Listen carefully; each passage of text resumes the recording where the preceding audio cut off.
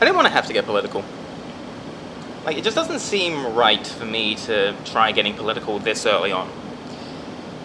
However, recent developments have made it quite hard for me to stay out of, because I have a lot of opinions about recent goings-on, and they're politically based.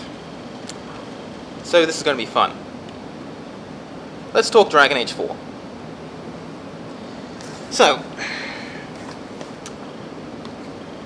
to go through the backstory, just in case. Dragon Age 4 was released at... it's probably released about a month ago at this point, at some gaming convention. I honestly don't know. Frankly, I haven't actually been keeping up with Dragon Age aside from this. So the fact that I'm getting involved tells you quite a bit about it. But anyway, it was released about a month ago to very moderate sets of fanfare. Some people were hyped, some people were not so hyped. Most of the people who were not so hyped have been watching BioWare's recent games. And the basic, just general consensus from the trailer, which showed literally nothing aside from a name and a bit of tapestry art, was, okay, we'll wait to see when it gets here. Then, however, the current head of writing at BioWare, Dragon Age Department, made a series of tweets that got buzz in all the wrong ways. I mean, on the plus side, he's got people certainly talking about the game. That's a positive, I suppose. However, those tweets really are the entire reason why I'm making this video. Simply because, everybody involved in this entire affair is a raving idiot. So, it's just been so embarrassing to watch everyone on both sides of the argument right now. And so, yeah, I'm here to talk about that. Because apparently I've got nothing better to do with my time. So, let's get the really, really obvious ones out of the way first. Let's talk about the people who, after seeing these tweets, have banded together and said, we are going to make a stand here and not purchase this game. What are you morons talking about? I mean, for crying out loud, the game not only isn't even released yet, the game isn't going to be released for, 2-3 years right now? We have no knowledge about what the game's actually going to entail, we have no knowledge about what the gameplay is going to be like, we have no knowledge about what the characters are, or how they're going to sound or act, or... We know literally nothing about this game. And yet, you're automatically deciding to boycott it. Just no. Okay. The idea of doing that at this point in time, like, maybe if the game comes out and it's critically panned and all that stuff, then you can have a reason to validly say, okay, we're not doing this, we're not giving BioWare my money, anything like that. At the time of release, when it's actually official how good the game is, then you can make a statement like that. Not now. Right at this point, we barely even have a name. Like, we know it's called The Dreadwolf Rises, but for all we know, that could just be a working title. Like, wasn't Dragon Age 2 meant to be a working title until it was released? Dragon Age Inquisition certainly wasn't what it was called until, like, almost immediately before they launched it. So, just, what is wrong with you?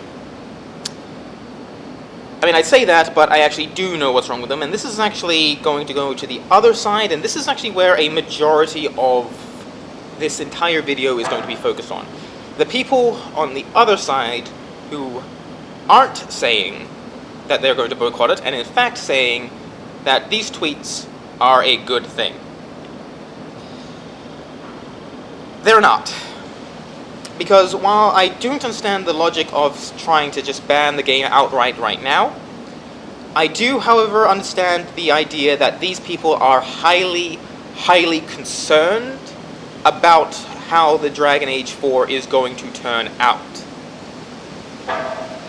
And so, let's get on to the actual main points of this thing. I think it's best, first of all, if we go over the tweets themselves, because, yes, I have read them in their glory, and there's two things in me that very, very much stick out. The first one, and is one of the stupidest things I have read in the last month, is the guy's statement that all games are inherently political. The fact that I even need to try and explain why this sentence is about as wrong as you can make a sentence is really concerning for me. It really desperately worries me that I have to explain something so basic as not all games come with a political agenda. And the fact that the guy in charge of the writing team actually seems to genuinely believe this, yes, this is a cause for concern. Doesn't matter what you think about his statements about what the Dragon Age games are like, about how they celebrate diversity, doesn't matter anything about that. The fact that he outright says all games are inherently political is a problem. It is a massive, massive problem. And also, I just completely realized, and completely forgot to mention, read my shirt. It is going to be so accurate by the end of this. The funny thing about this statement is that it is not even difficult to come up with a myriad of just proof after example of how this is just not true. So let's start with the simple basics. If all games are political, please tell me the politics of Candy Crush. Now I know what then people are about to say, well, of course Candy Crush is just, it's a basic game. There's no real gameplay elements, there's no real characters, there's no real story or anything. Very well. Please explain to me the politics and political statement of Team Fortress 2. But then they say, yeah, but Team Fortress 2 doesn't have a story. It's one thing to have characters, but there's no story, there's no plot or anything. You can't use that as an example right now. Okay then, please explain to me the political statement of Silent Hill 2. Or really any of the Silent Hill games. Where is the politics in any of these? And now the retort comes back, well, those games are old. The concept of games being political is only valid to the new games. At which point I'd say, boy, you're stretching to try and make yourself seem right. However, I would then go, fine. Spider-Man, the one that came out this year, is a large AAA game that came out in 2018. It's story-based, it's character-based, it's huge. Please explain to me the political statement in Spider-Man 2018. Please explain to me the political statement in the current Spider-Man game. You can't do it, because it doesn't have one. The idea that all art is inherently biased is one thing. The idea that all art is inherently political is an entirely different matter. You can have games and art and music and all those other things simply about trying to draw emotions out of people, and emotions aren't political. However, the counter argument to all of this is the idea that Dragon Age has always been political. That's not true. Dragon Age has always had politics, but it has never been political until the most recent game. There is a really significant difference here. Just because something has political elements, such as intrigue, racism, classism, etc., all that, doesn't mean it's overtly making a political statement about things that are going on in the real world. This is the trap that Dragon Age Inquisition does in fact fall into, and it is one of the weak points of the game. And this in turn leads right into the other majorly concerning point regarding the tweets in question. The fact that he says that diversity in Dragon Age is to be celebrated.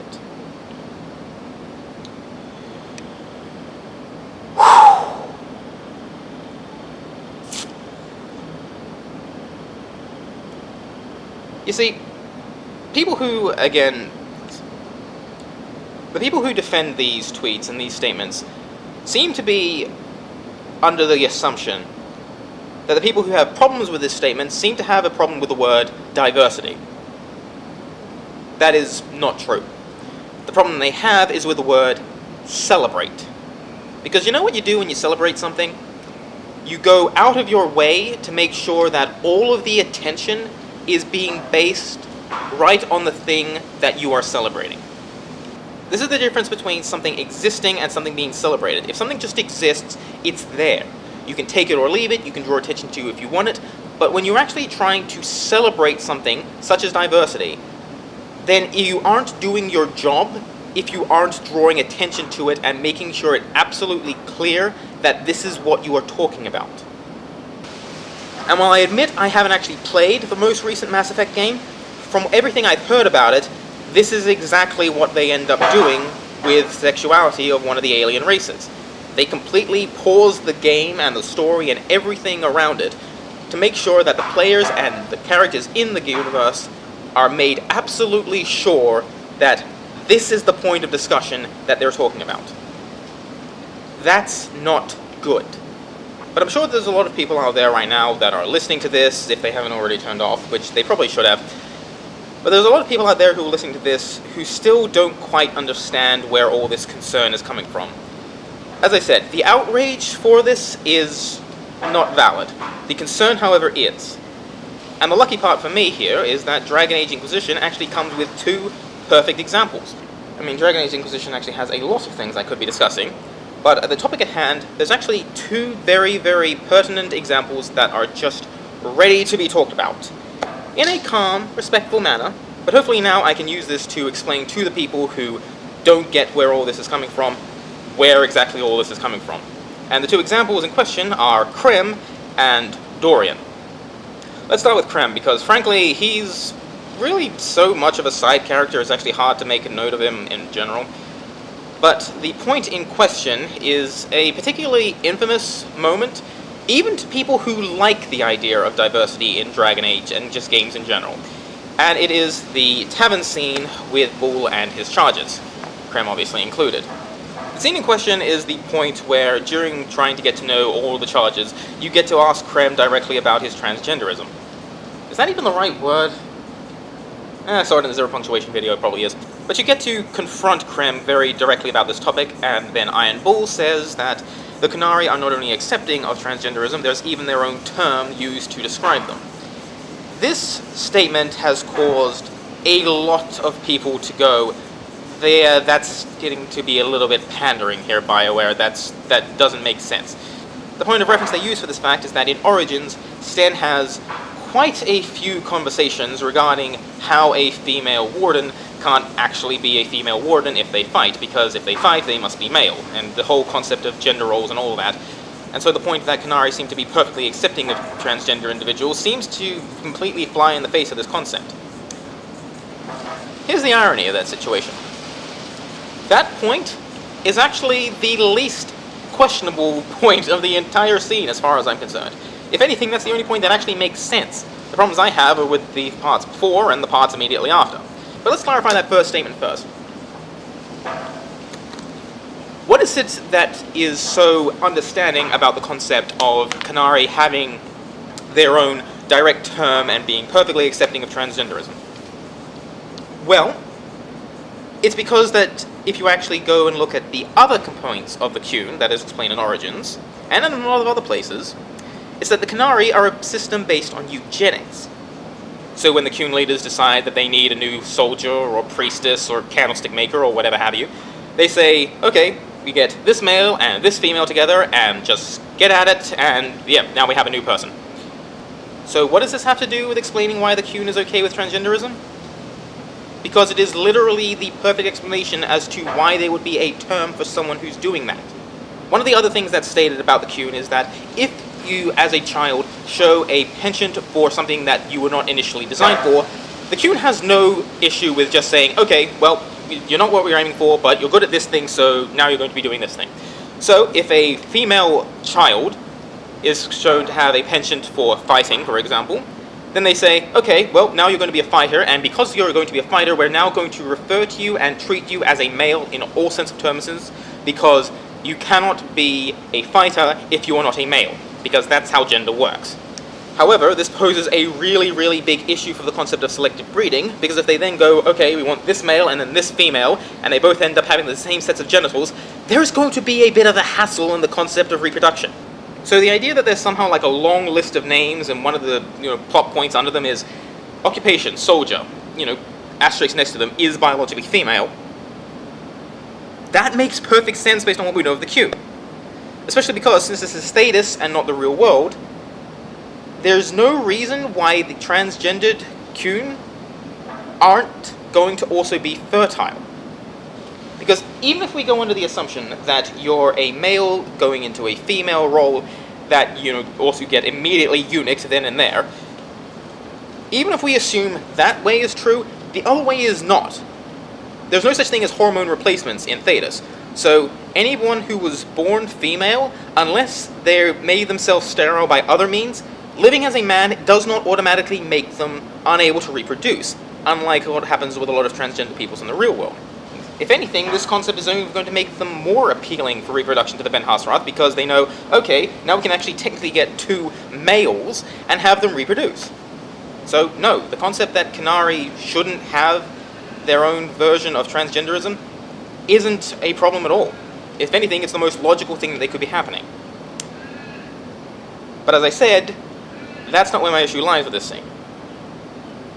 Where my issues lie are in the gameplay department. So let's talk about issue number 1, and this is really the lightest one of the lot, so it doesn't really seem that big, but I didn't even realize that that's what it was meant to be about. Like, seriously, look at the wording of this option here. It's, when did you know? When I first played through this moment, my honest reaction was, when did you know what? Because I hadn't picked up on it. In fact, it wasn't until after this scene has occurred that I sat down, replayed the entire scene from the start in my head, and before it suddenly hit me, oh, they were talking about chest bindings. That's meant to tell me that Krem has female breasts. Except for the fact that it isn't, because body bindings have been a thing for men basically just as long. It's the entire point of that whole Japanese sash. It's not a new thing. It's also not even strange in the modern day, because a lot of regular, non-transgendered men also have issues with their chest, and breast binding is very, very common. So yes, I wasn't paying attention to anything about it. I had no reason to believe that Krem wasn't biologically male, and if the game didn't just outright come and say it, I would never have known. And I don't know if that's actually a good thing or a bad thing, but I'm stating it anyway to let you know where I'm coming from. However, what is a bad thing, though, is the aftermath of this conversation. So after Bull explains how transgender works for the Qunari, Krem asks him, well, they're these considered men, and then Bull says, yes, of course, they are. So aside from the fact that I've now had to completely change recording locations, there's 2 major components to the scene that make me just go, ooh, that was the wrong way of handling this. And the first is the fact that I'm meant to be of the assumption that this is the first time this conversation has ever happened. Let me explain. Krem has obviously worked for Bull for literally years at this point, and he's also obviously comfortable enough with the topic in question to make really unobvious jokes about it. This wouldn't be a hassle and would make perfect sense as to why it would never have been brought up if everything was just okay, if it wasn't for the fact that by Krem's own admission, he was raised in a society where this situation doesn't happen. The entire story he tells you after you directly ask him is that he was never actually accepted for who he is back home. However, he was accepted the moment he found Bull.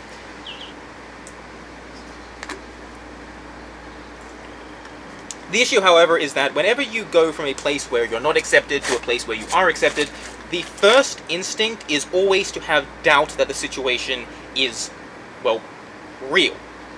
So there is no way that you can expect me to believe that Krem has gone this entire time without asking Bull for some form of reaffirmation that he doesn't care, or just something in general to validate him as a person. And this conversation is the absolute perfect way for Bull to have alleviated those doubts that he would still have had. So the fact that they're expecting me to believe that this conversation is only occurring right at this moment and nothing like it has ever occurred in the past, that's stretching it. And the other problem with this scene is how Bull reacts to the question immediately afterwards. Because,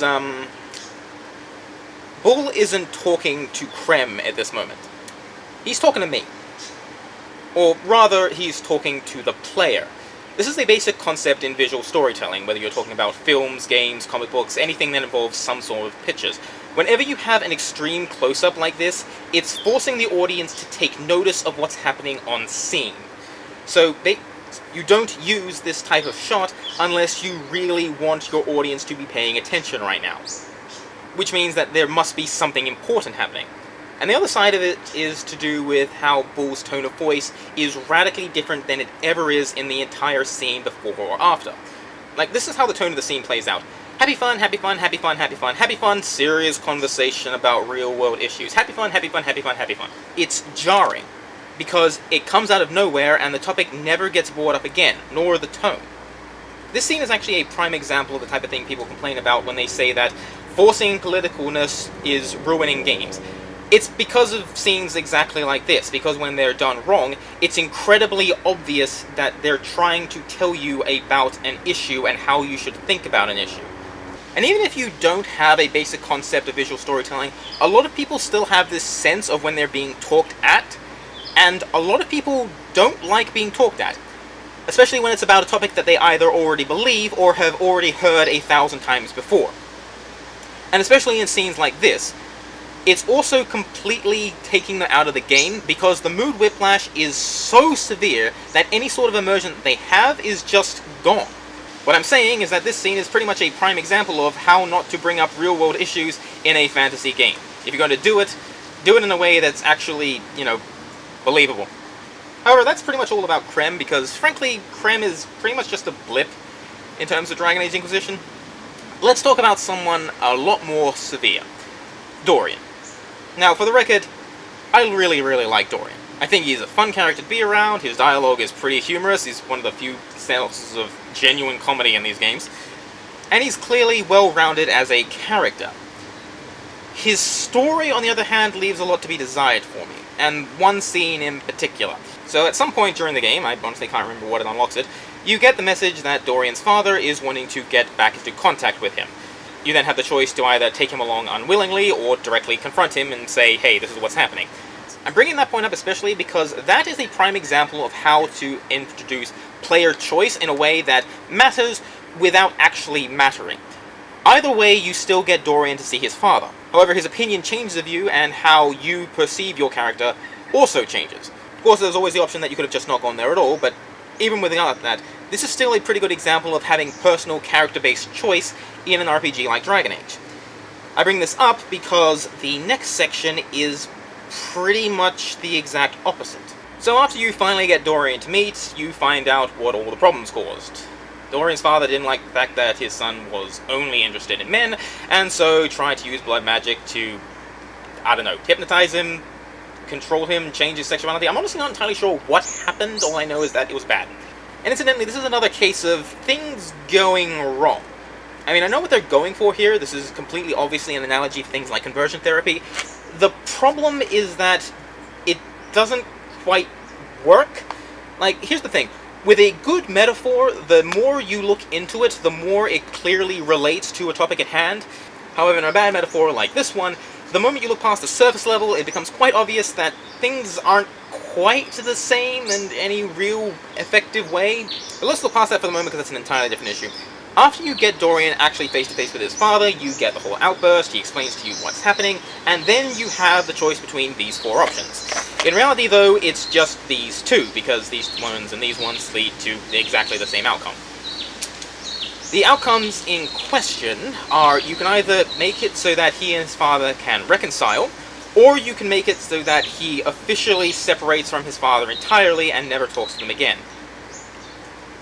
Why am I bringing this up? Well, because this is meant to be a game about choices. That's the entire premise of Dragon Age as a series, all the way from Origins. The idea that you have a number of different options you can choose, and depending on which one you pick, will result in different outcomes for your companions, or Thedas, or this entire civilization. So, when I look at the options you have available, there's one I'm noticing that's very, very obviously missing. The ability to actually side with Dorian's father. Now, I'm not saying they have to agree to blood magic style mind manipulation. However, it isn't inconceivable for an Inquisitor to want to say to Dorian, it's better for your family and for yourself if you put aside your sexuality and actually marry a noble. If they talk about it from a purely political standpoint, and remember, this is where the actual politics of a game like Dragon Age should be coming into play, there's nothing that should stop an Inquisitor from saying, it's better for your bloodline and your family for you to do this. Yes, it's sacrificing your own happiness, but it's going to be better long term. So why don't I have this option to do that? And I also know that right now there's going to be a whole bunch of complaints and a whole bunch of questions coming in. The first one would be, how could you possibly do this to Dorian? Even if that was an option, how could you possibly think of doing something like that? My response is, well, simple. The way you do it is just, you press a button. You either move your mouse and click, or you press one of the number keys on the top of your keyboard. You do realize that Dorian isn't actually real, right? I'm not actually condemning a real-life gay man to a form of conversion therapy and forcing him to marry a woman that he doesn't love. That's not what's happening here. It's quite funny to me how there's always been a real push to say, oh no, it doesn't matter what you do in video games, it's a fantasy, it makes no difference, it doesn't affect how you do in the real world. Except, of course, when it comes to Dragon Age and its forms of gender politics. Like, setting a guy on fire just because he mildly irritated you doesn't make you a psychopath, but convincing a gay man to take part in a politically arranged straight marriage somehow makes you homophobic. Sensing a little bit of a double standard here is what I'm saying.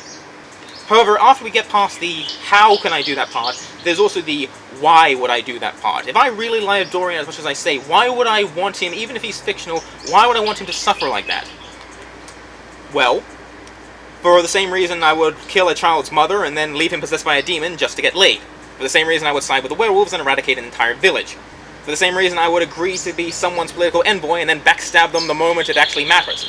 For the same reason I would desecrate a sacred relic and then execute my companion when they disagree with me. For the same reason I would ally with slavers. For the same reason I would ally with Loghain. For the same reason I would ally with the Architect. For the same reason I would hand over Isabella. For the same reason I would hand over Fenris. For the same reason I would spend the entire DLC flirting with Talos. For the same reason I would kill Anders. For the same reason I wouldn't kill Anders. For the same reason I would side with literally anybody in the Mage Templar War. For the same reason I would make Cassandra divine. For the same reason I would force Carian to continue his lyrium addiction. For the same reason I would kill off Hawk. For the same reason I would kill off the Chargers.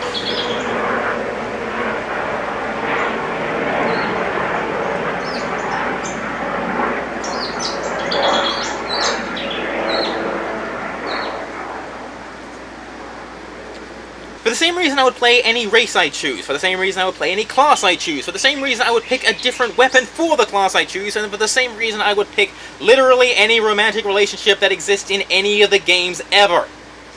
Because after I play through it the first time, I might want to do something completely different.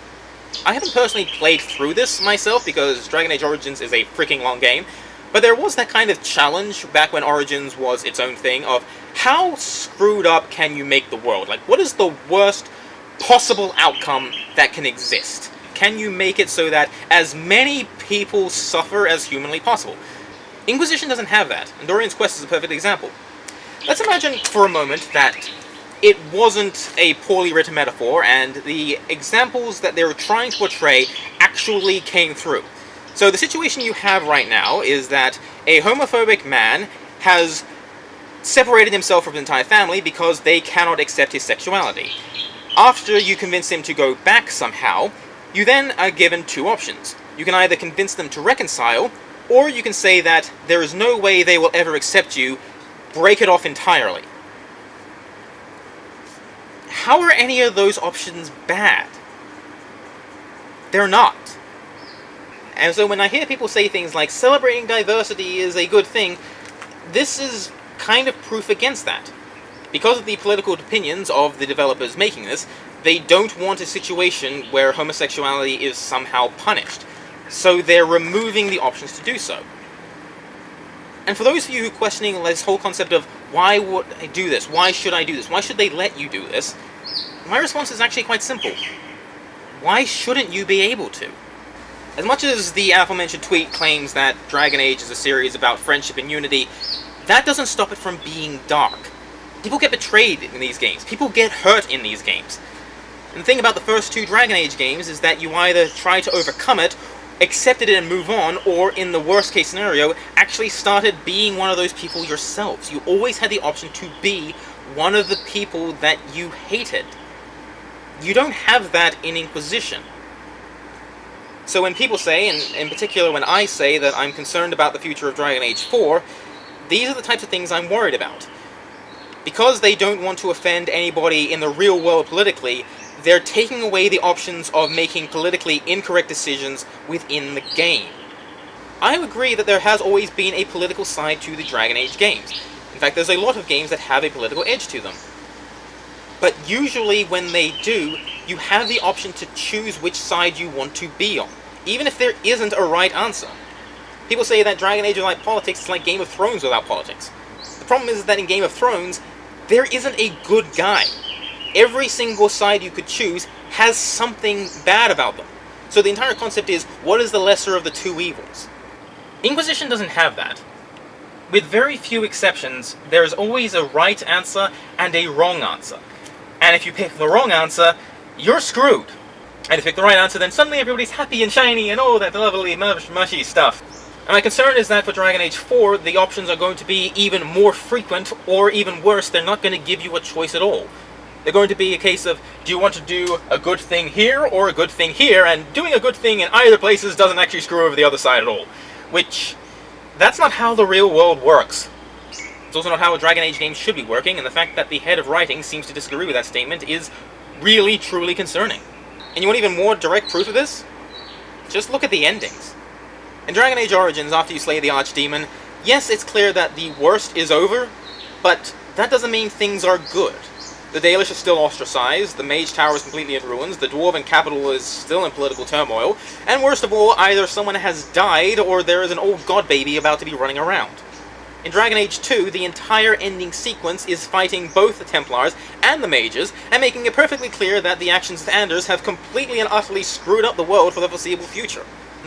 There's nothing particularly happy about these endings. Hopeful, possibly, but not happy. How did Dragon Age Inquisition end? The ultimate bad guy defeated, everything sorting itself out, people happy, people cheering, people partying, and of course, at the very end, your character's looking out into a bright, hopeful future. Let me put it this way. If I wanted a game to end with sunshine and rainbows, I'd play a Mario game.